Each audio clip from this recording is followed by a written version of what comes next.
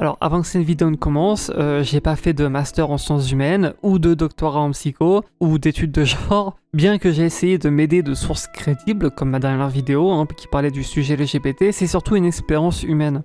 J'avais fait une analyse de Beastars aussi, sous le spectre LGBT, il y a une personne qui m'avait dit « Ouais, mais tu parles trop de toi ou de la société ». Et oui, mon contenu, c'est mon contenu, je l'écris en m'appuyant sur mes expériences, mon vécu, mes ressentis. Et je rappelle qu'on ne vit pas tous forcément la même chose. Aussi, je tiens à préciser que cette vidéo va sûrement faire 30 ou 40 minutes et que tous les sujets abordés nécessiteraient 40 minutes chacun pour pouvoir les discuter en profondeur. Mais le but, c'est pas de faire une vidéo de 8 heures, donc aujourd'hui on va parler de plusieurs choses, du genre, de nos places dans la société, des constructs sociaux qu'on peut observer, de la masculinité, de la féminité et de ses évolutions, et plein d'autres petites choses sympas. Encore une fois, tout ce dont on va parler, c'est ce que je pense, mais c'est pas une science ultime. La plupart de ces sujets, c'est pas des choses vraiment quantifiables et marquées dans la roche, c'est des sujets souvent assez relatifs et subjectifs avec plein d'exceptions, et que vous soyez d'accord ou non avec moi, c'est avec plaisir que je lirai vos commentaires. Comme la dernière fois, je vous avoue, je sais pas trop comment illustrer cette vidéo, donc je vais mettre du gameplay, mais en vrai, c'est plus une vidéo à écouter pendant que vous faites l'aspirateur, ou que vous vous occupez, ou que vous soyez au chaud sous votre couette. Bref, salut à tous, moi c'est Mia, bienvenue sur ma chaîne, j'espère que cette vidéo va vous plaire, bon visionnage. Bon alors là j'avais toute une partie où j'expliquais un peu qui je suis et comment je me suis retrouvé là. Mais en fait, bon c'est peut-être pas forcément nécessaire, juste aujourd'hui j'ai 24 ans, je suis en train d'entamer un traitement hormonal féminisant. Mes démarches administratives sont déjà faites et l'époque de la dépression est très loin derrière. Si je vous parle de tout ça, c'est pas tant pour parler de moi que juste pour vous donner un peu le background qui m'amène à parler de ces sujets aujourd'hui. D'ailleurs, merci pour tous vos retours sur ma dernière vidéo de ce type, ça me permet d'apprendre et de faire du meilleur contenu, écrire de meilleurs scripts. Ça permet aussi de se remettre en question sur certaines choses en entendant d'autres perspectives, donc c'est cool. Quand une discussion sur la relation entre les hommes et les femmes démarre, on se retrouve assez vite à parler des apparences physiques, des standards de beauté, des complexes, des réseaux sociaux, etc. Alors sachez que peut-être des fois je vais paraître légèrement insensible dans mes propos, mais que c'est pas du tout le cas, c'est juste malheureusement j'ai toujours été un peu comme ça. J'ai absolument pas pour but d'attaquer quiconque dans cette vidéo, mais seulement de parler de ces sujets qui nous entourent chaque jour de la manière la plus honnête possible.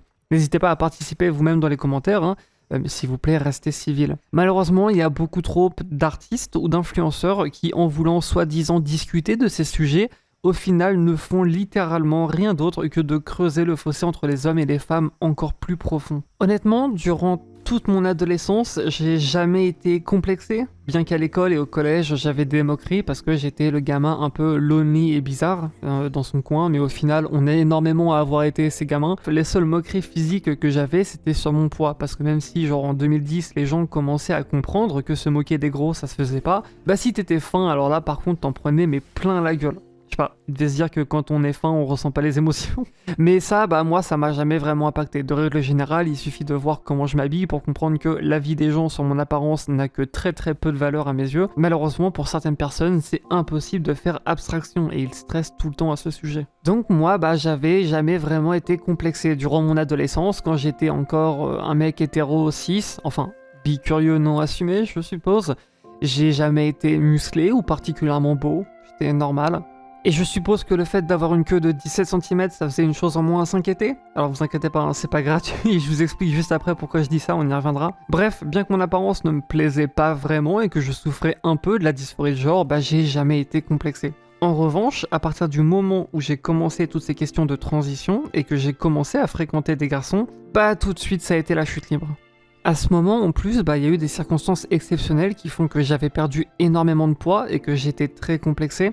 Je me disais que j'ai pas assez de fesses, j'ai plus les mêmes cuisses qu'avant, j'aimerais que mes hanches soient plus marquées, pourquoi j'ai les joues un peu creusées, et subitement, plein de choses qui ne m'avaient jamais dérangé sont devenues source de profonde anxiété et de complexe pour moi. Bon alors là, déjà, rien qu'avec ça, on pourrait tirer des conclusions hâtives, c'est la faute des mecs, ces salauds misogynes et leurs standards de beauté. Mais non, voilà, ne soyons pas trop hâtifs. Au passage, je précise, mais j'ai pas la prétention d'avoir toute l'expérience du monde, loin de là. Au total, dans ma vie, j'ai couché avec genre 8 filles et 4 garçons. Bien qu'aujourd'hui, je suis largement plus attiré par les hommes que les femmes, et bah voilà, je suis plus dans mes années folles, hein, je me retiens beaucoup plus avant d'aller jouer à la bataille navale avec le premier venu. Alors, je rajoute ça en post, je raconte pas du tout ça pour flex, hein, mais uniquement pour dire que les garçons et les filles, bah maintenant je commence un peu à comprendre l'influence et les effets qu'ils ont eu sur moi et ma perception du monde, voilà. Clairement, il n'y a pas quelqu'un qui va voir toutes les jeunes filles de France et leur dit oui, si tu veux être une femme, tu dois être comme ça, et comme si, ne surtout pas faire cela, ou ceci, et blablabla, comme une sorte de boogeyman du genre, enfin, du moins plus maintenant. Ces règles de nos genres, elles nous sont majoritairement dictées indirectement par les expériences que l'on vit. On assiste à des comportements qui se font punir ou récompenser, on observe des personnalités qui se font haïr, ou encensés. Et nos petits cerveaux malléables d'enfants en prennent note. Et ça, bah, ça continue dans l'adolescence et à l'âge adulte. Faut bien comprendre que nos cerveaux, ils ont été programmés physiquement avec un seul et unique but. Se reproduire et protéger sa famille pour qu'elle répète le cycle. Et bon, alors, ça serait tout un autre sujet dont j'adorerais parler, mais je vais rester en surface. Et vous avez beau vous cacher derrière tout ce que vous voulez en disant qu'on n'est pas des animaux, qu'on est civilisé, qu'on vaut bien plus que ça, mais non, non, non, non, non. Pour le coup, c'est un des points les moins subjectifs de ma vidéo. Le seul et unique but de votre vie, de votre existence, c'est de vous reproduire et de vous assurer que votre progéniture se reproduise elle aussi. C'est les hormones, l'instinct maternel, paternel, ce besoin plus fort que tout de faire un gosse.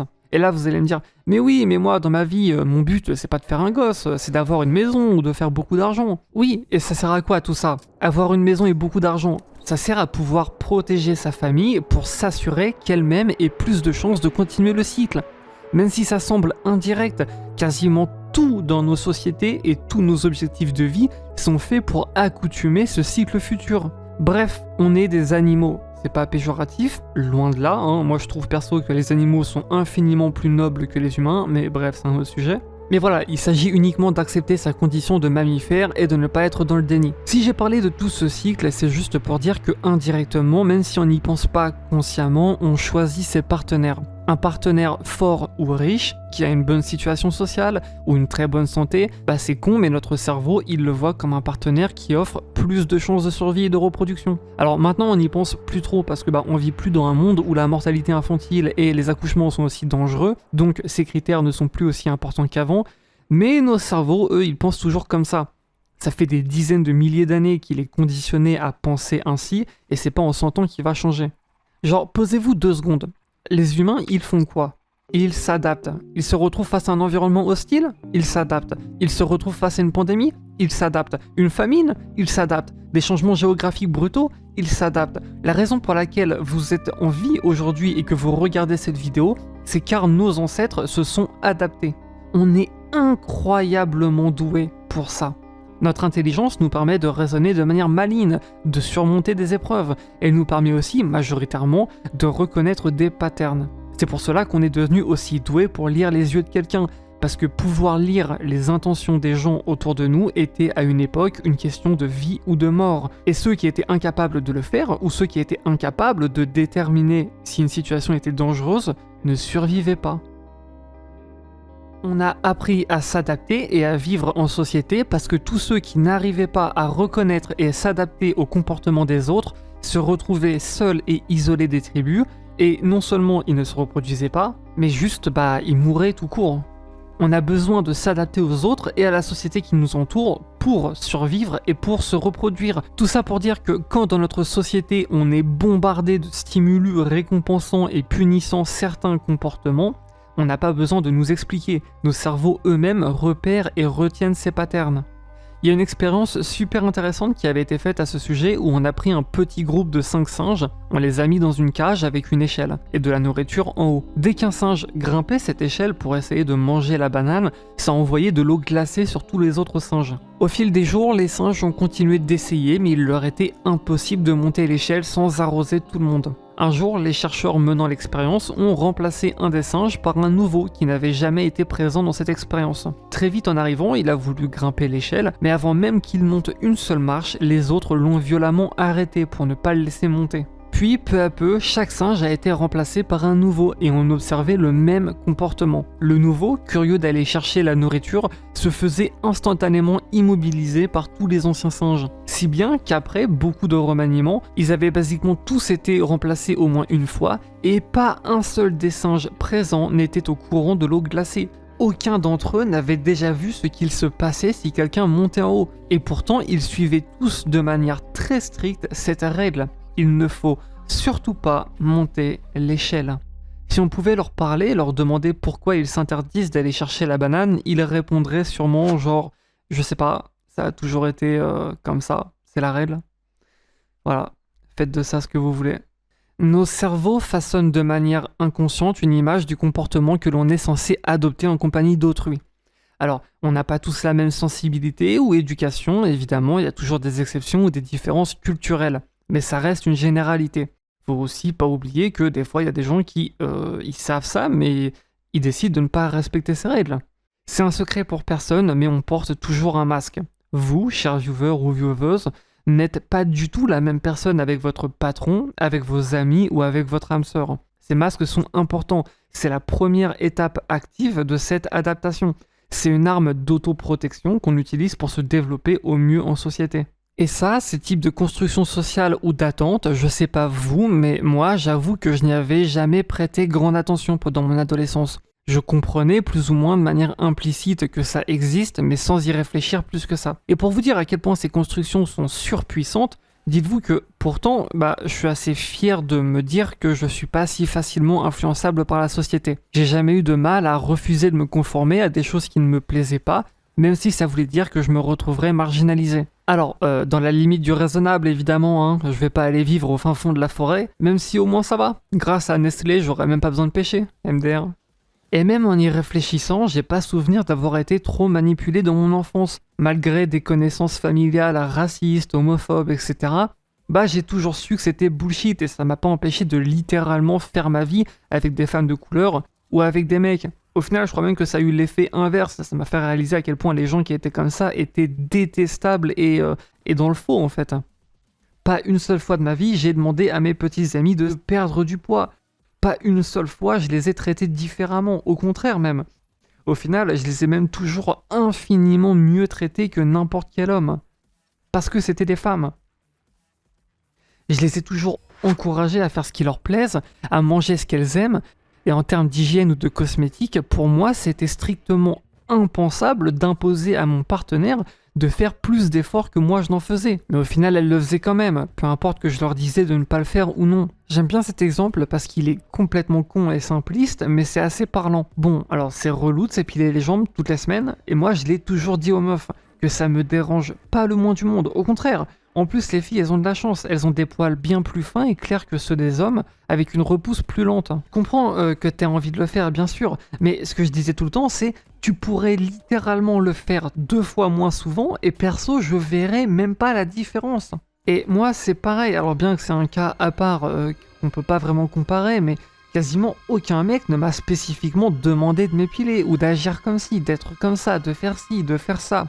Et pourtant, je le fais quand même. Et je stresse de ouf sur des choses qui ne m'avaient jamais dérangé avant. Parce que mon cerveau à moi, il a absorbé cette vision que la société elle a des femmes. Et si je m'en rapproche pas le plus possible, ça m'angoisse.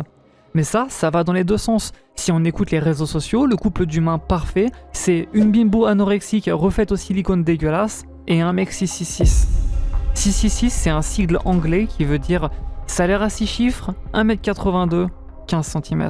Ce couple, il vous paraît ridicule ? Et vous, vous dites, ouais, mais moi, j'ai pas du tout ce genre d'attente-là. Et oui, je veux bien vous croire, parce que moi aussi, les mecs que je connais aussi, les meufs que je connais aussi. Bref, on est des putains d'humains. On est des gens normaux, raisonnables et raisonnés. Et vous avez sûrement déjà tous vu ces vidéos américaines de mecs qui vont interviewer des meufs dans la rue ou à des festivals ou quoi. Et on voit tout le temps des vieilles meufs ultra superficielles qui sont là avec des attentes absolument irréalistes. Ou si le mec il fait pas 1m95, 120 000 balles par mois, qu'il est pas hyper sportif, BG et musclé, mais c'est même pas la peine de lui adresser la parole. Et en plus ces meufs elles ont toutes l'audace de se mettre 10 sur 10 alors que c'est que des vieilles meufs blanches ultra basiques, beaucoup trop maquillées. Voilà, mais si on voulait trouver la base de ça, faudrait faire une vidéo qui s'appellerait les ravages de TikTok ou d'Instagram. Mais voilà. Et d'ailleurs, la seule qui s'est donné une note vraiment raisonnable, c'est elle. Elle s'est mis un 6,7 sur 10. Et rien qu'en faisant ça, la meuf, elle est instantanément devenue 100 fois plus attirante dans les yeux des mecs. Et en plus, on voit que contrairement aux autres, chouins, je suis désolé, hein, c'est la définition, hein, ouais, en plus elle était intelligente, elle est rigolote et tout. Et voilà, dans les commentaires, tout le monde est unanime. Il y a littéralement des milliers de commentaires sur cette vidéo, sur les reposts ou sur d'autres vidéos similaires. Genre, putain, mais paye ton narcissisme, c'est insane. Après, de l'autre côté, on a aussi tous ces bouffons à la Andrew Tate et autres vrais mâles alpha confirmés, hein, qui requièrent d'une femme que basiquement elle soit une esclave en fait. Elle doit être vierge, pure, sobre, soumise, éduquée, intelligente, mais assez bête quand même pour ne pas trop le ridiculiser. Bref, ne vous trompez pas de cible. Ces gens-là ne sont pas des gens normaux. Faut arrêter de prendre la parole de ces gens pour quoi que ce soit. Ces gens-là ont tout intérêt à raconter les trucs les plus délirants possibles. Ils font tout leur beurre dessus. C'est littéralement leur fond de commerce de semer la discorde dans la populace. Comme ça, ils peuvent vous vendre des formations, ou coach en séduction, ou plein de trucs de merde. D'ailleurs, vous savez tout le bail avec les mâles alpha, là, les alphas, les bêtas, les omégas, chez les loups, là, tout ça. Eh ben, c'est faux. Ça n'existe pas, ça n'a jamais existé, ça n'existera jamais. Et ça, c'est pas moi qui le dis, mais c'est littéralement le chercheur qui avait théorisé ce concept à la base. Quand il l'avait découvert, il était en mode putain, c'est dingue, on a trouvé un système de hiérarchie sociale et comportementale chez les loups, machin, il en a parlé à tout le monde a adoré, tout le monde est au courant. Sauf que quelques années après, il s'est rendu compte que pas du tout, c'était complètement faux. Lui et son équipe, ils s'étaient trompés sur toute la ligne, ils avaient complètement faux. Et il aura passé le reste de sa vie pendant des années à essayer d'en parler le plus possible, mais c'était trop tard, les dégâts étaient faits et il a énormément regretté ça. Parce que tout le monde est au courant qu'il y a des mâles alpha machin, et personne n'est au courant qu'en fait c'était complètement faux et que ça n'existe pas. Et ça s'explique par le fait que les gens ils aiment croire au fait qu'il y aurait une solution simple à des problèmes très complexes. C'est comme blâmer le gouvernement, la société ou l'éducation nationale pour tous tes problèmes. Beaucoup plus simple. Et au final, tous ces abrutis qui se considèrent alpha, red pill, machin, ils sont exactement tout aussi désillusionnels que les chouins que j'ai montrés juste avant. C'est exactement pareil. Donc voilà, j'espère que vous avez capté que dans la société, on n'a pas un problème féminin, on n'a pas un problème masculin. Les deux font exactement la même merde. Chacun de leur côté, ils font exactement la même chose. Et bref, tout ça c'est des discours délirants qui donnent 15 minutes de gloire à ces gens. Ce sont des gens superficiels, déconnectés de la réalité, qui n'ont rien à voir avec les gens que vous ou moi on rencontre dans la vie de tous les jours. Et puis, de toute manière, je m'adresse aux garçons qui m'écoutent là, genre, vous auriez vraiment envie de sortir avec elle, même si soudainement elle racontait pas que de la merde? Bon, voilà. Et vous les filles, vous auriez vraiment envie de sortir avec lui là? Je vais faire une courte parenthèse sur un sujet que j'aime beaucoup, hein, les standards de beauté. Clairement, moi je le dis de manière sincère, j'en ai pas beaucoup. Je parle vraiment de beauté pure là. Notamment, j'ai un ami à moi, si demain on lui rase la tête, boule à Z, on lui retire tous ses vêtements, objets cosmétiques personnels, et il reste beau. Il a une belle structure faciale, des beaux yeux bleus, etc. Mais moi non. Du coup, je compense cosmétiquement parlant avec un style vestimentaire particulier, des longs cheveux décolorés gris clair, des tatouages, et d'ailleurs, pour être tout à fait honnête, Dieu merci, j'ai de l'humour et du charisme, parce que putain, j'aurais clairement pas autant baisé sinon. Alors, c'est peut-être une vision des choses naïve que je m'apprête à partager, mais les standards de beauté, j'ai pas l'impression qu'ils ont tant changé que ça dans l'histoire. Que ce soit les statues de l'Antiquité, les peintures de la fin du Moyen-Âge, à l'époque moderne, les magazines de pin-up des années 50-60, ça montrait toujours des femmes au corps généralement au moins plantureux, on va dire. Pendant l'écriture, j'ai même découvert la page Wikipédia des canons esthétiques avec pas mal d'exemples de chaque époque. Si ça vous intéresse, c'est sympa à lire. On a même retrouvé des statuettes qui datent du Paléolithique et qui représentaient, je cite, une femme toute nue, debout, présentant une forte obésité. Et en vrai, même quand j'étais jeune, dans les années 2000, j'avais cette impression que c'était un peu nouveau, ce truc d'être un mannequin borderline anorexique sans la moindre forme ou fake à la chirurgie esthétique.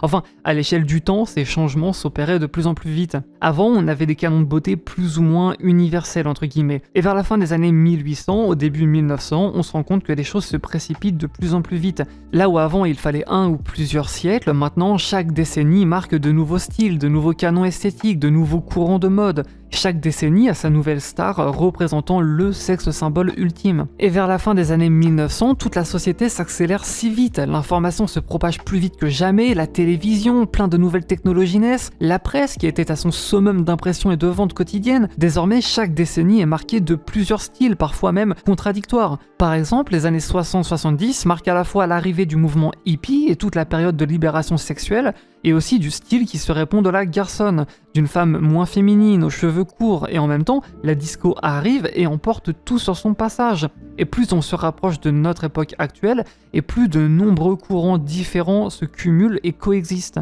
De mon expérience, j'ai l'impression qu'en ce moment, on revient vers une image de la femme comme elle l'était il y a 100 ans. Une femme légèrement rondouillette, aux formes bien marquées mais naturelles. Mais les années 90 et 2010 ont été malheureusement envahies par ces standards terriblement maigres bien mis en avant par Hollywood et l'industrie de la fashion. Et bon, alors ça c'est que mon avis, mais vous voyez votre indice de masse graisseuse recommandé. En gros, par rapport à votre taille, sexe, âge et votre poids, on peut déterminer si vous avez une masse graisseuse supérieure ou inférieure à celle qui vous serait optimale. Par exemple, si vous êtes une femme de 24 ans qui fait 1m60 pour 60 kg, votre indice de masse grasse reviendra à 28%, ce qui est parfaitement dans la norme pour cet âge et taille, car il est censé être entre 25 et 30%. Moi, perso, à chaque fois que j'ai vu une femme et que je me suis dit « Waouh, elle est particulièrement attirante physiquement », c'était toujours des meufs qui clairement avaient quelques pourcentages en plus que leur IMG recommandé. Alors, je sais que si pendant des millénaires, les femmes chubby, un petit peu rondouillettes, étaient vues comme mieux, entre guillemets, c'est car soit c'était signe de bonne santé, soit signe que qu'elles avaient les moyens de se nourrir correctement, deux choses qui, à pas mal d'époques, n'étaient clairement pas données à tout le monde en Europe. Et le fait d'avoir des hanches larges était aussi vu comme quelque chose qui faciliterait un peu l'accouchement, ou du moins réduirait le risque de mort lors de l'acte. Tout ça, ce sont des choses qui ne sont plus utiles maintenant, mais je maintiens que c'est super beau esthétiquement. Alors, je vais le dire sur le ton de la rigolade, évidemment, mais messieurs, si c'est pour sortir avec une femme qui n'a pas de seins, pas de hanches, pas de poignée d'amour, pas de cuisses, pas de fesses, pas de petits bourrelets tout mous, pas la moindre petite vergeture, bah sortez avec un mec, sans déconner. Physiquement, ça sera exactement pareil, sauf que lui, il sera moins chiant. Ah bon, je taquine un petit peu, mais je sais pas, tu pourras faire un FIFA avec lui comme ça. Bon voilà, je me moque un peu, mais si vous aimez vraiment les femmes très fines, c'est votre droit, tant que vous leur mettez pas une pression de porc pour qu'ils restent au bord de l'anorexie. Le problème avec nos poids et nos corps, c'est qu'on y voit un petit peu tout ce qu'on veut, il y a beaucoup de gens qui se sentent pas bien par rapport à ça. Si vous ne faites que 1 seul kilo de plus que votre IMJ recommandé, techniquement vous êtes en surpoids. Mais le surpoids, c'est pas un problème. Ça fait des millénaires que les femmes en surpoids sont vues comme les femmes parfaites par excellence, que toutes les déesses sont sculptées ainsi. Par contre, et ça d'ailleurs JDG en parle très bien dans sa vidéo avec Iron Quest qui parle de son impressionnant régime, être en surpoids, c'est pas grave. Être obèse, c'est un problème. Si vous êtes obèse, vous êtes en mauvaise santé, point. Peut-être que vous, ça ne vous dérange pas, et grand bien vous en fasse, mais il ne faut pas dire que c'est bien ou que ce n'est pas un problème, car c'en est un. Genre qu'est-ce qu'il y a? La balance est dit que t'es en surpoids, tu vois que t'as quelques poignées d'amour, quelques bourrelets, quelques vergetures, t'as quelques kilos à perdre comme disent les gens. C'est très bien. Si j'étais une grande romantique, je dirais que ça fait plus de toi à aimer et à serrer tendrement. Et si j'étais un peu plus brute, je dirais que ça fait plus de toi à baiser passionnément. Mais voilà, encore une fois, et on aura sûrement l'occasion d'en reparler, mais dans la vie, il ne faut pas se voiler la face. Voyez-le ainsi. Certes, même avec les yeux bandés, tu peux sprinter de toutes tes forces. Mais avec les yeux ouverts, tu vas sacrément plus loin.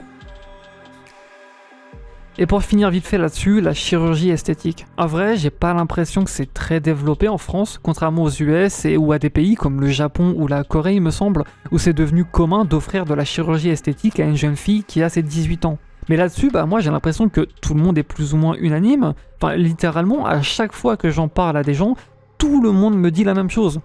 Et puis, en même temps, je suis désolé, mais c'est strictement impossible de voir une meuf siliconée et de dire que c'est beau. C'est moche, c'est pas du tout naturel, ça laisse des cicatrices, et ouais, vraiment, ça craint. Putain, pour l'amour du ciel, croyez-moi, vous êtes 100 fois plus magnifique à avoir des petits seins naturels mignons qu'une grosse paire de ballons de plage surgonflés dégueulasses mal proportionnés.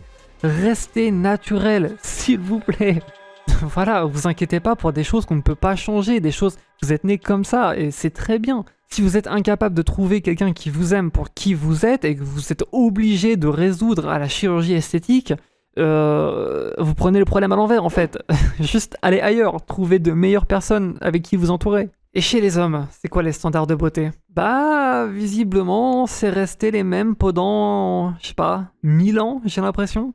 C'est des standards qui viennent d'une époque où une condition physique était très importante pour sa propre survie, et même si désormais ce n'est plus du tout nécessaire, ils sont toujours là. Il faut être grand, taillé comme un dieu grec, avec des muscles apparents et bien marqués, avoir un visage beau, être sûr de soi, protecteur, ne pas hésiter une seule seconde à se sacrifier, être fort, honnête, noble.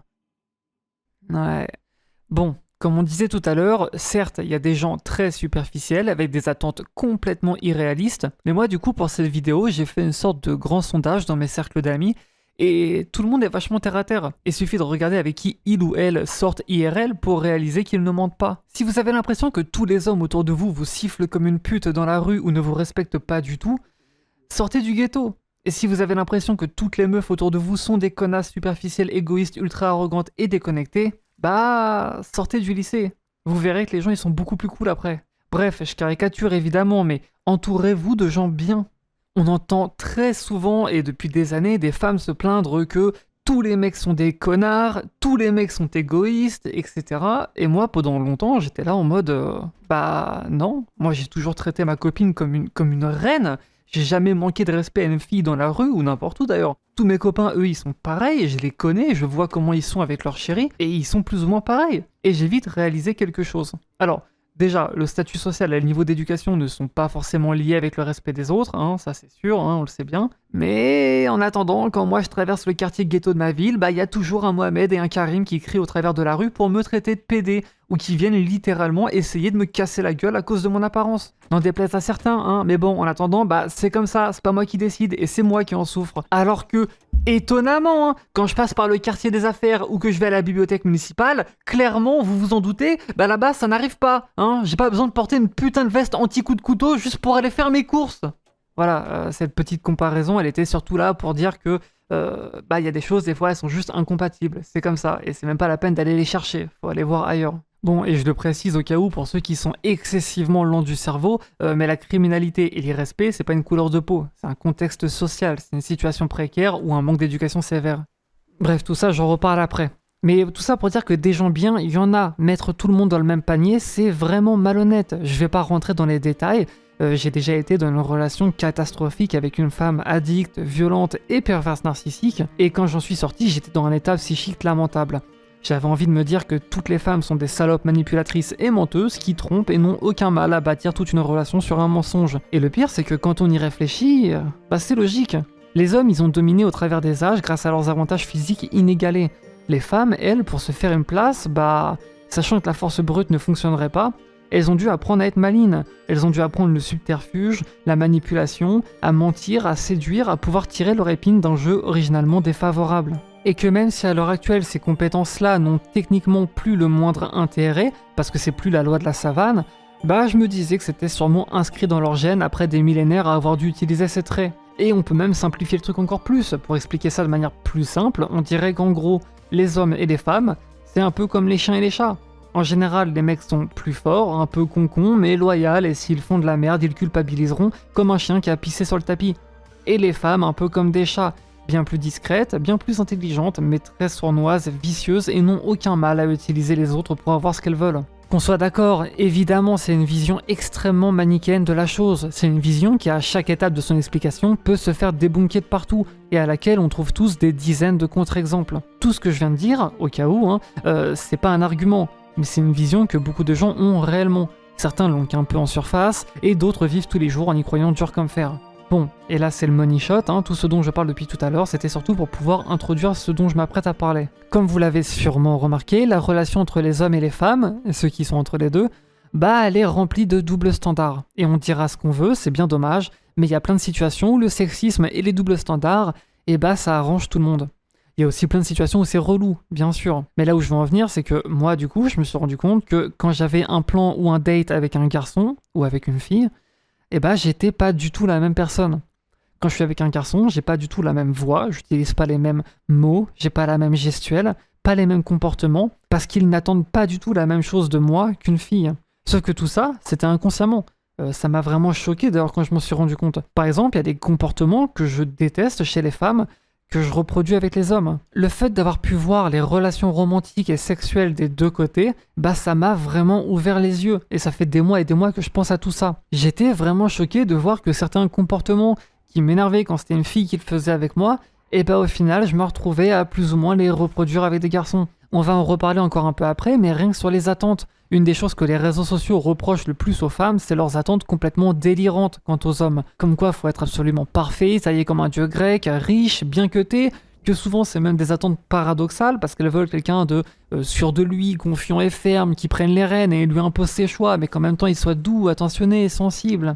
Et moi j'ai réalisé que, pareil, j'avais des standards terriblement, infiniment plus élevés avec les hommes qu'avec les femmes.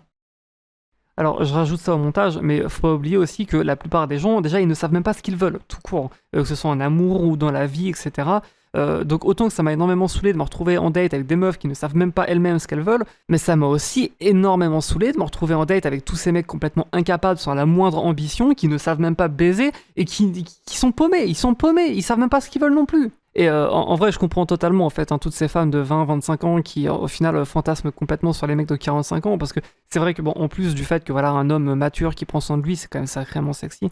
Mais genre, en fait, ouais, même moi dans ma tête, genre je me dis, mais attends, en fait, si je veux un gars qui sait à peu près ce qu'il fait, j'ai pas le choix quoi, je suis obligé d'aller voir des mecs de 40-50 ans, c'est un délire. Et c'est aussi biaisé par ce fait que on n'en veut pas trop aux meufs qu'elles soient là, elles savent pas ce qu'elles veulent, machin, on en oui, bah c'est des meufs quoi. Avec les mecs, bon, vu qu'il y a ce côté qui est censé être protecteur et tout, responsable, bon bah du coup tout de suite ça coince beaucoup plus. Vraiment à cause de toute cette imagerie et puis cet idéal, c'est vrai, cet idéal de l'homme et de la femme que la société nous a nourri depuis qu'on est petit.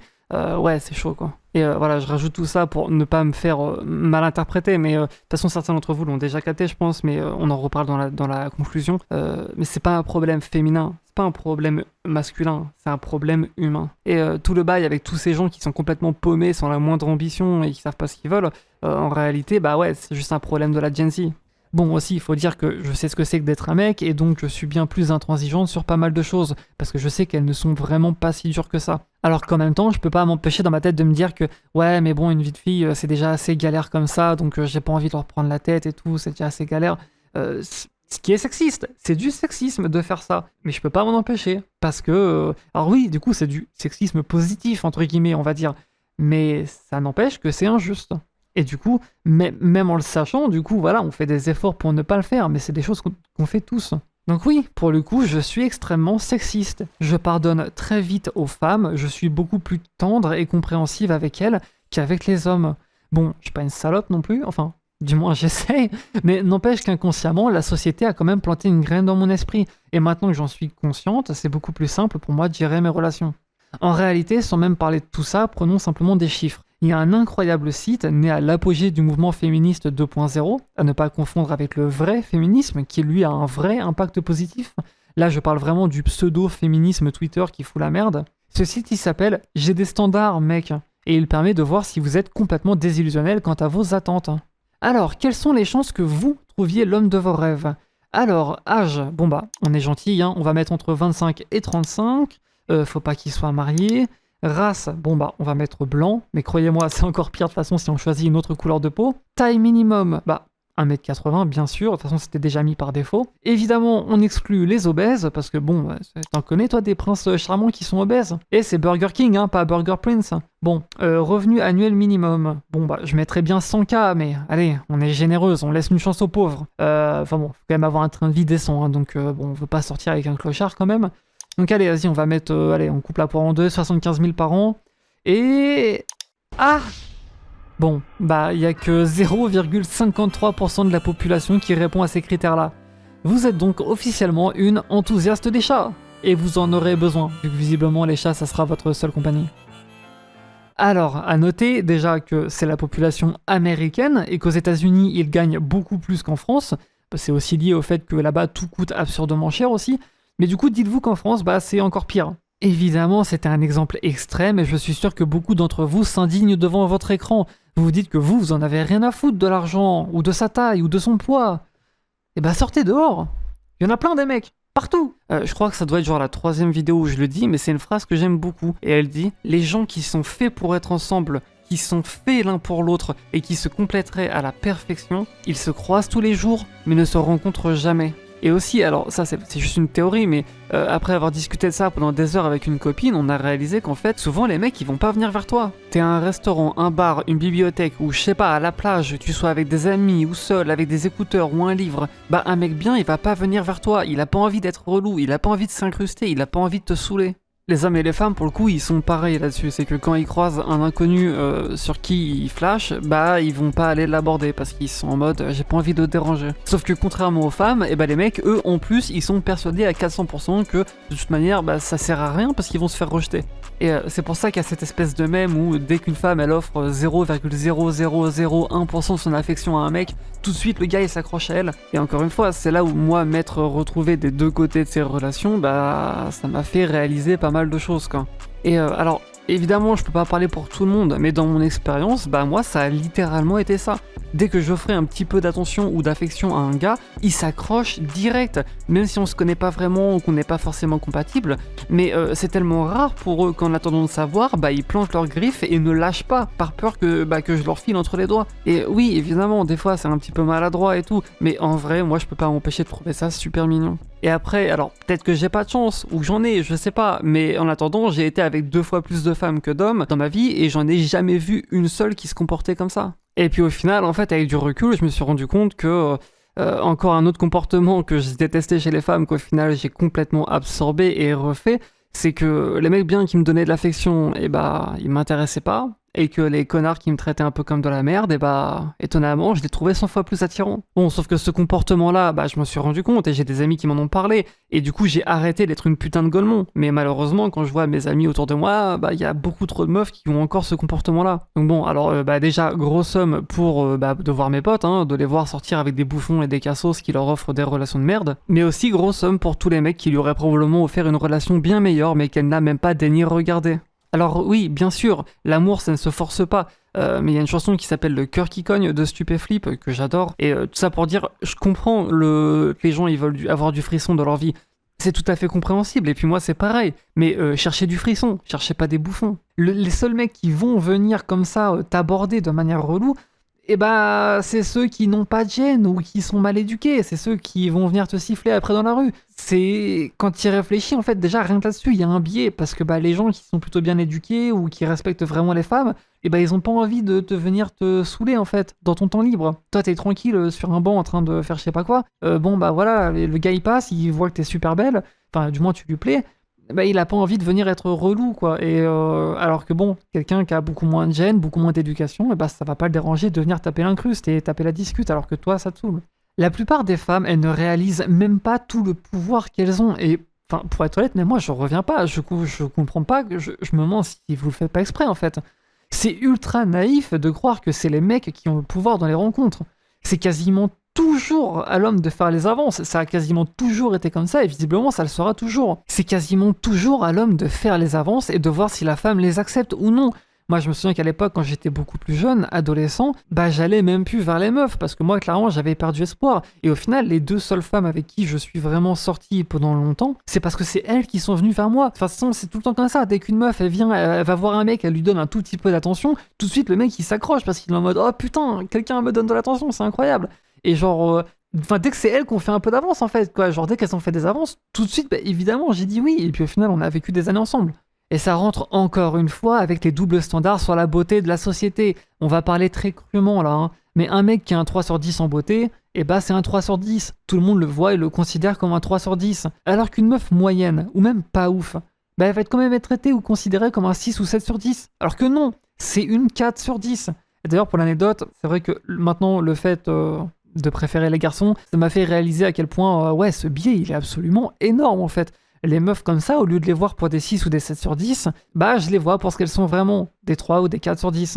Mais l'écrasante majorité des mecs, de toute manière, ils ont pas le choix. Ils ne peuvent pas se permettre de choisir ou d'avoir des goûts de luxe. Quand j'en parlais avec ma pote, évidemment, au début, elle m'a dit « non, pas du tout, c'est l'inverse même ». Puis je lui ai dit « vas-y du coup, t'auras aucun souci à me citer les très nombreuses fois où tu t'es fait recaler par un mec alors ». Et évidemment, ça ne lui était arrivé qu'une seule fois, et en plus c'est plus compliqué que ça, mais bref. C'est absolument risible quand on le compare au nombre astronomique de mecs que elle a recalé ou refusé les avances. C'est elle qui a le pouvoir. Bon, on pourrait se dire que aussi là c'est différent parce que physiquement cette meuf c'est une putain de déesse. Même une meuf vraiment pas ouf, si demain elle voit en boîte ou n'importe où, elle va voir des mecs au hasard en leur disant simplement « Hey, tu veux venir boire un verre avec moi ? Hey, tu veux mon numéro ? Est-ce que tu veux qu'on apprenne à se connaître ?» Ou même encore plus con, tu vas voir n'importe quel mec, tu lui dis « Hey, tu veux baiser ?» et bah elle a carrément plus de réussite qu'un mec, 100 fois plus de réussite qu'un mec. Le gars, lui, bah, il va laisser ses potes en plan pour aller avec elle. Pourtant, cette meuf, c'est une 4 sur 10, hein. Mais les mecs, souvent, ils peuvent pas se permettre de refuser. Et ça, bah, c'est très bien connu. Par exemple, à la DGSE, pour former les espions français, un des tests connus était de les envoyer dans un lieu public, d'aborder un inconnu, et de leur demander de revenir avec un maximum d'informations sur ces personnes. Bon, bah pour les femmes, hein, vous vous doutez, en un instant, mais c'est plié. Le mec, évidemment, il leur donne tout de suite leur numéro de téléphone, adresse, machin. Parce qu'un mec, même une meuf pas ouf, bah évidemment, il est partant pour tenter quelque chose avec. De toute façon, c'est pas comme s'il avait d'autre choix. Ceci dit, il y a un truc qui s'appelle le principe de Pareto, ou la règle des 80-20. C'est un truc absolument incroyable qu'on retrouve quasiment partout dans la nature, dans les mathématiques, dans la société, bref, partout. Par exemple, les 20% les plus riches possèdent littéralement 80% de toutes les ressources du monde.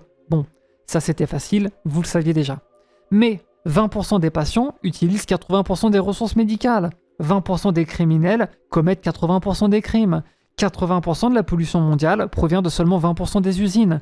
20% des mots sont utilisés dans 80% de nos langages. Et 20% des mecs se tapent 80% des meufs, pendant que les autres 80% des mecs se battent pour les 20% des femmes restantes. Alors là, on pourrait partir dans plein de choses, comme le combat des classes sociales, ou même tout simplement le privilège de la beauté, qui est un vrai truc et qui a un énorme impact sur nos vies de tous les jours. Bon bref, c'était beaucoup de spéculations et de théories, mais n'empêche qu'une chose à laquelle j'ai souvent pensé, c'est à quel point c'est dur pour un homme d'être beau. Parce qu'au final, une femme, même ultra moyenne, elle a quand même des formes, elle a quand même des traits féminins, des choses que l'humanité a toujours considérées comme inhéremment belles, intrinsèquement attirantes. Et des femmes qui sont des 4 sur 10 sont considérées comme des 6 ou 7 sur 10. Alors, attention, hein, je dis pas qu'il faut faire comme les Disney et maltraiter les moches ou les pauvres, évidemment. Enfin, de toute façon, en vrai, dans Disney, les pauvres, ils sont toujours moches, comme si c'était lié. Dans tous les cas, de toute manière, les hommes devraient toujours traiter leur femme comme une princesse, et les femmes devraient toujours traiter leur homme comme un prince. Mais ouais, pour qu'un mec il soit réellement beau, putain, faut y aller, hein, sans même parler de la prédisposition génétique, va falloir se sculpter un corps, quoi.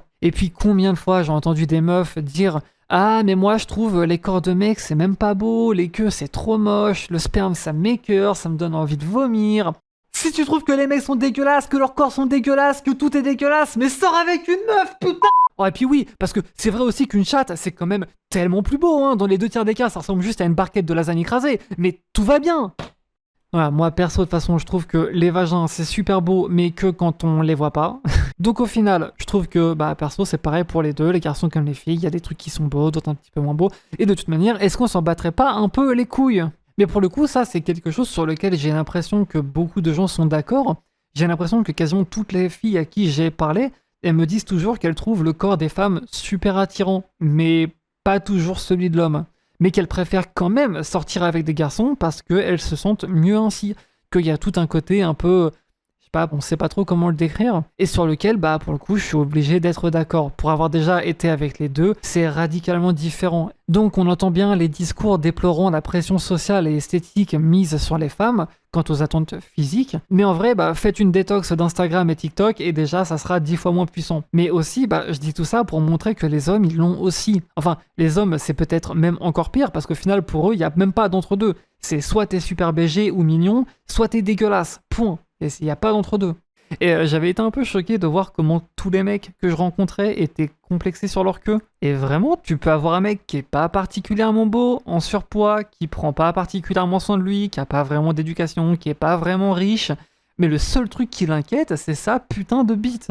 Moi, basiquement, je sais pas vous, mais mes critères, et ça vaut autant pour une femme que pour un mec, mais si, comme je vous l'ai dit, ils étaient quand même vachement plus lax pour les femmes, mais maintenant, du coup, j'ai resserré un peu la barre. Pour moi, il y a 3 trucs. C'est soit t'es beau, soit t'es riche, soit t'es intéressant. J'allais dire intelligent, mais non, intelligent n'est pas le mot, c'est être intéressant. Moi, je veux quelqu'un qui puisse m'apprendre des trucs, qui est cultivé, qui a des trucs à dire. Et si t'es pas au moins un des 3, je veux dire, si t'es moche, fauché, et que en plus t'as 0 culture, t'es pas intéressant, rien, mais putain, t'as rien pour toi, quoi. Genre, je suis désolé. Enfin, même moi, clairement, je suis pas la beauté à l'état pur. Mais du coup, je compense. Faites un putain d'effort, quoi. Pas vous, évidemment, mes chers viewers. Mais ça a été prouvé scientifiquement que 100% des personnes abonnées à cette chaîne sont des bêtes de sexe. Voilà, faut le savoir. Alors, c'est vrai que depuis 92, la taille moyenne d'un pénis en érection est passée de 12,27 cm à 15,23 cm en 2021, soit 24% de plus en moins de 30 ans. Et c'est vrai que, étonnamment, moi, je m'étais jamais vraiment posé la question. Mais je me rappelle que quand j'étais adolescente, j'avais du mal à croire ma meuf. Parce qu'elle était là, elle disait oui, nanana, elle est grosse, mais bon, je savais très bien que toutes les meufs disent ça à tous les mecs. C'est uniquement quand je me suis retrouvé à jouer à la bataille navale avec des garçons que j'ai pu vraiment me rendre compte du truc. Mais je maintiens que je suis choqué de voir à quel point la taille des bites des mecs, c'est un truc ultra méga important pour eux. Alors, on va pas rentrer dans le sujet du la taille on s'en fout, l'important c'est de savoir s'en servir, qui est vrai, hein, c'est vrai. Mais dans la mesure du raisonnable, évidemment, mais c'est vrai. Vraiment, faut vraiment arrêter de se prendre la tête avec ça. Vraiment, si vous voulez vraiment que la meuf, elle se souvienne de votre partie de bataille navale et qu'elle passe un bon moment, juste soyez gentil, à l'écoute et respectez-la. Si elle dit, et pour le coup, alors moi ça j'y croyais pas vraiment, mais pour le coup ça arrive plus qu'on le croirait, mais c'est vrai que quand tu dis à quelqu'un spécifiquement, explicitement, avant que ça commence, qu'il y a des trucs que tu veux surtout pas faire et qu'il le fait quand même, c'est le pire truc possible. Voilà, juste respecte la meuf, fais ça bien, et puis tout ira bien. Même si tu fais 13 cm, on s'en fout, c'est très bien. Mais que si t'es bien, c'est ça qui est important, on en a rien à foutre de la taille de ta bite. Si toi t'es bien, ça sera bien. Mais ouais, non, vraiment, arrêtez de vous prendre la tête avec votre bite, déjà parce que c'est pas très pratique, mais surtout parce que c'est ultra contre-productif. Je prends bien plus mon pied avec un mec qui a 14 cm mais qui est attentionné, passionné, qui est à l'écoute, qu'avec un mec qui aurait bien plus mais qui est un connard. Perso, ces dernières années, je me suis un peu retrouvé dans un limbo existentiel où j'avais l'impression que tous les mecs que je rencontrais étaient des mecs bizarres et incapables, et toutes les meufs étaient des connasses relous et aussi incapables. Je sais pas ce que j'ai fait dans ma vie intérieure pour me retrouver dans ce purgatoire où personne ne sait baiser et personne ne sait donner le frisson, mais bref, je divague. J'ai un ami à qui je parlais de ce script et qui m'a dit que ce qu'il déteste, c'est cette attente qu'on aurait des hommes. Le fait qu'on leur demande d'être limite froid comme la glace, de toujours être fort et à fond, de ne jamais éprouver de sentiments. En surface, je suis d'accord, mais en réalité, j'ai quand même tiqué un peu. Dans mon expérience, bien souvent, le seul moment où un homme peut justement se lâcher et pleurer, c'est dans les bras de sa femme. Ça, j'avoue, je sais pas trop quoi en penser. Mais pour moi, c'est encore une attente mise sur nous par l'ancienne société et qui continue malheureusement de perdurer aujourd'hui. Il y a Pop Culture Detective qui avait fait une vidéo nommée « Les garçons ne pleurent jamais, sauf quand ils le font », qui recense et analyse la manière dont Hollywood et les industries du divertissement et de culture populaire ont malheureusement trop façonné notre société autour de cette idée que les hommes ne pleurent jamais. Que c'est un mec, vraiment, t'as pas le droit de ressentir des émotions, t'as pas le droit de pleurer, sauf si vraiment t'es le héros du film, que tout le monde est mort, c'est le pire truc possible au monde. Bon allez, t'as le droit de pleurer 2 petites gouttes de noblesse, mais c'est tout. Que si un mec éprouve des sentiments, c'est une pédale, et que cette façon de penser a parasité énormément d'esprit, et que ça mène à la situation urgentissime d'aujourd'hui où un nombre record d'hommes souffrent de sévères dépressions non traitées. Ça me fait penser à ce post d'une meuf à qui il est arrivé plein de problèmes, et elle va sur Twitter et puis elle dit mais comment font les hommes pour vivre toute cette merde sans pleurer ?» Et t'as un mec qui répond direct on boit tous nos problèmes jusqu'à mourir à 40 ans d'une insuffisance cardiaque due au stress et à l'alcool, comme des vrais hommes. Alors oui, évidemment, c'est de l'humour, mais comme tous les très bons humours, c'est un humour qui est bercé dans la vérité. Et ça, je pense que c'est un des seuls points de la vidéo où absolument jamais personne ne me contredira. Voilà, mais nous, la génération Z, de 95 à 2005, on a horreur de cette mentalité de merde traditionnelle de mongol où juste, en fait, on fait comme si la santé mentale, c'est un concept qui n'existe pas. Et donc voilà, j'espère vraiment que nous, on arrivera à faire changer les choses avec le temps. Parce que bon, voilà, moi je suis là, je fais ma vidéo, alors il y a pas de souci, moi j'adore inciter les gens à aller faire l'amour. Mais pour que ça fonctionne à fond, faudrait déjà que les hommes arrêtent de se suicider. Et cette façon de penser-là, on la voit encore trop souvent, surtout dans les milieux plus populaires, où les petits garçons ou les jeunes hommes n'ont pas le droit de pleurer ou d'être tristes ou quoi, parce qu'ils ont leur figure d'autorité patriarque et qui leur disent « Allez, arrête de chialer, on dirait une gonzesse, sois un bonhomme un peu là !» Et mais voilà, par exemple, tout ce problème-là dont on parle, que les garçons n'ont pas le droit de pleurer, les attentes machin, ça c'est pas une attente qui est... Enfin, du moins, j'ai pas l'impression que c'est une attente qui est mise sur eux par les femmes. Tout comme pas mal des attentes des femmes dont je parlais avant ne sont pas mises sur elles par les hommes. Des fois, c'est les mecs qui mettent sur d'autres mecs, des fois, c'est les femmes qui mettent sur d'autres femmes, mais de règle plus générale, j'ai plus l'impression que c'est un peu un clash de génération. C'est vraiment l'ancienne société traditionnelle qui met ses valeurs de merde sur une société plus jeune et qui aimerait pouvoir être plus humaine. Mon but avec cette vidéo, c'était de justement essayer de réconcilier les gens.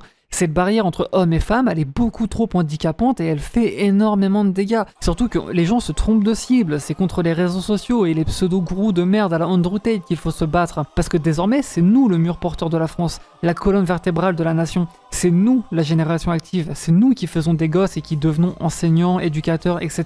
C'est à nous de montrer le bon exemple à la jeunesse. Faut arrêter de se faire matrixer dans cette sorte de guerre ouverte qui est ultra politisée, qui est utilisée par tous ces gens qui ont différents agendas ou pour qui c'est littéralement le fond de commerce. Si vous voulez que tous ces problèmes s'arrêtent, il faut mettre de côté cette hache de guerre d'une pseudo-croisade équivalente à une compétition olympique d'enfonçage de portes ouvertes, et il faut partager du bien, d'être responsable et ne plus se murer dans le déni ou dans le silence comme les générations précédentes l'ont si bien fait. Ça serait bien plus facile de régler les soucis et d'avancer plus loin si déjà il n'y avait pas la putain de fausse des Marianne entre les hommes et les femmes. Je vais prendre un exemple tout con, vous savez cette blague où ce mème qu'on voit très souvent du ouais les mecs ils vont porter le même pull pendant 2 semaines sans problème alors que les filles ils vont acheter une robe qu'elles ne vont porter qu'une seule fois pour ne surtout pas qu'on les voit porter plusieurs fois le même ensemble. Ou alors quand 2 mecs random se croisent et ils portent le même t-shirt, ils vont rigoler et limite dire genre oh on est frères de t-shirt. Alors que 2 filles elles vont se sauter à la gorge si elles sont le même ensemble. Les meufs elles se tirent dans les pattes, encore une fois la pression qui ne vient pas des hommes mais que les femmes infligent sur d'autres femmes. Les mecs et tout leur délire alpha red pill complètement abruti,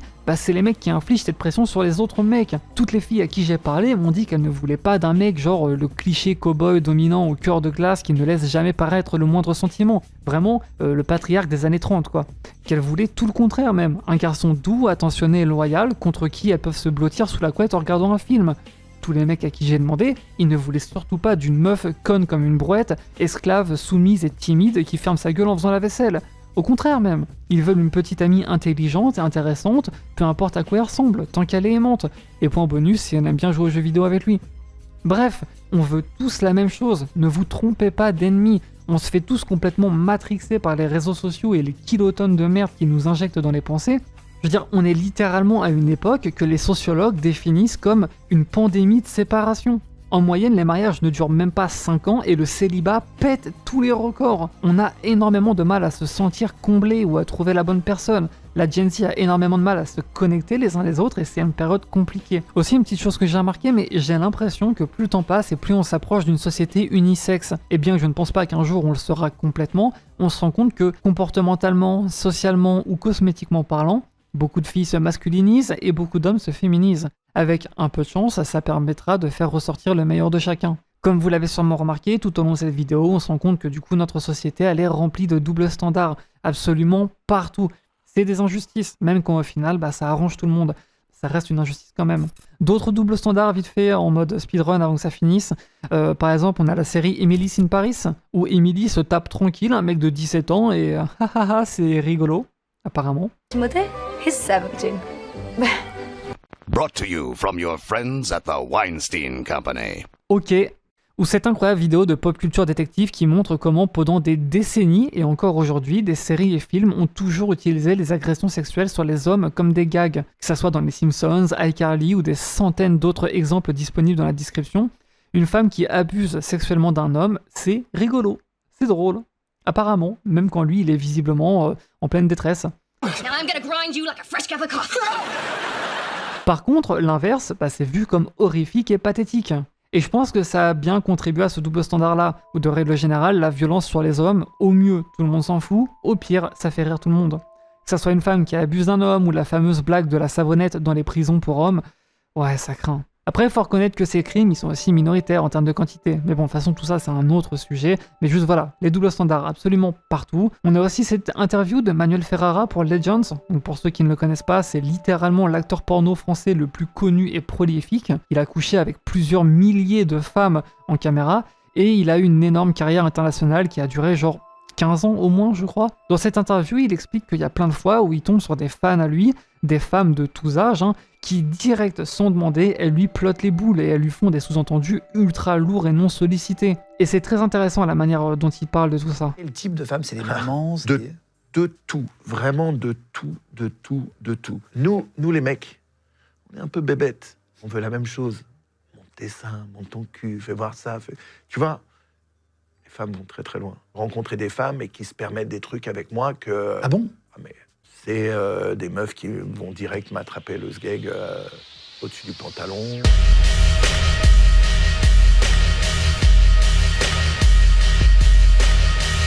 Bon, je le rappelle, hein, mais ça reste quand même en majorité des hommes qui font ça, et pas des femmes. Mais des femmes le font quand même, parce qu'on est tous humains. Et moi aussi, j'ai absolument horreur de cette vieille vision traditionnelle de la société, en mode, limite, les femmes, en fait, elles ont aucune libido, genre elles ne font l'amour, mais c'est uniquement pour faire plaisir à leur mari, parce qu'elles sont vraiment bons seigneurs.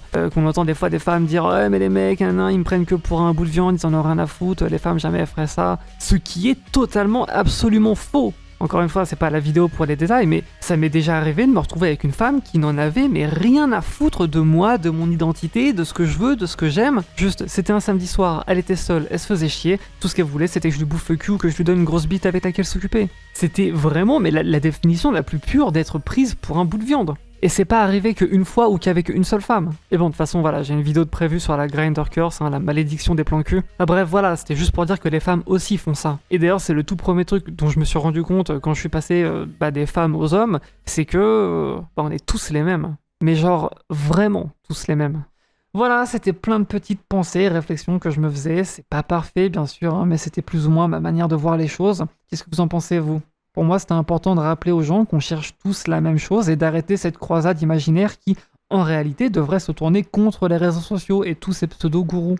C'est eux qui nous vendent des lifestyles irréalistes, de la richesse douteuse et des corps photoshopés. C'est eux qui nous vendent des horribles coachs en séduction et des vieilles putains de formations de merde qui ne servent à rien d'autre que flinguer encore plus notre espèce. Sans déconner, si vous n'étiez toujours pas au courant, le truc du fais-le attendre 3 heures avant chaque message et pose-lui un lapin avant votre rendez-vous pour te faire désirer, ça marche pas. Hein. Quand vous faites ça, nous on se dit juste que vous êtes un connard ou une connasse qui au mieux n'en a rien à foutre et donc nous fait perdre notre temps, au pire est super arrogant et imbu de lui-même. Donc ouais, faites pas ça. Ne perdez pas espoir, moi je dis toujours à mes amis que ça vaut toujours le coup d'aller aborder quelqu'un qu'on ne connaît pas. Posez-vous juste 2 secondes, ok ? Quand on y réfléchit, le ratio risque-récompense, il est complètement disproportionné. Bah oui, parce que au pire des cas, vraiment le pire des pires, bah qu'est-ce qui se passe ? La meuf elle vous recale et c'est un peu gênant pendant 5 secondes, alors que si ça fonctionne, et bah vous pouvez tomber amoureux et passer des années de bonheur aux côtés de quelqu'un que vous aimez. Ça vaut pour les femmes aussi. Hein. Donc 5 secondes de cringe contre des années de bonheur. Y a pas photo, faut au moins essayer, ça vaudra toujours le coup. J'ai toute une vidéo sur la Grinder Curse, la malédiction des plans cul. Une vidéo que j'aimerais beaucoup faire parce qu'elle est très personnelle.